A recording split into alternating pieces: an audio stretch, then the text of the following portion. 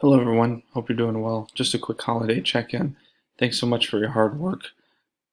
I would say, like I mentioned in the last video, this is probably the luckiest class I've ever run into in relation to when the due date is for your paper and presentation. You have an extra week to complete it. Now, if this was just a normal assignment, I would make it due tomorrow, which is Sunday.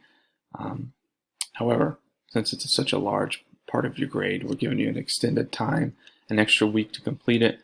Feel free to email me at any point in time to review your paper and presentation before you submit it. I'm happy to look it over even next week in the holiday week. So take the extra time, enjoy the break if you're already done. If not, finish up early and then take the extra time of not having to do anything.